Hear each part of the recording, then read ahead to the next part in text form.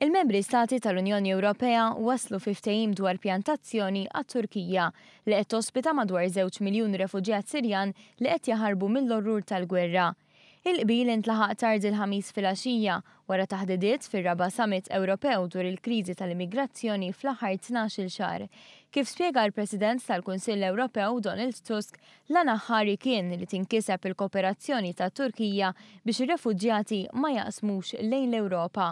Tonight leaders took some important decisions that will help secure the Union's external borders. We welcome the agreement of an EU-Turkey joint action plan to tackle the current migratory crisis. Our intensified meetings with Turkish leaders here in Brussels, Ankara and in New York in the last couple of weeks were devoted to one goal, stemming the migratory flows that go via Turkey to the EU. Min Jannar l-Ewropa diġà laqat madwar 600,000 immigrant li qasmu l-Mediterran bit-tama ta' ħajja aħjar.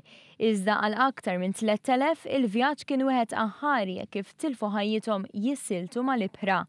Għalkemm il-ftehim il-ħuq joffri xaq ta' dawla għal din il-kriżi, l-appoġġ politiku issa jrid jissarraf f'azzjoni serja miż-żewġ naħat.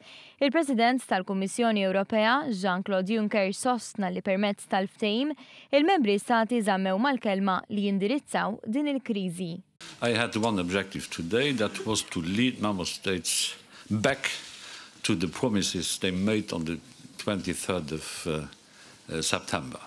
And we are, as far as the total amounts of our financial effort in the refugee domain is concerned, we are lacking 2.3 billion euros to be provided by member states.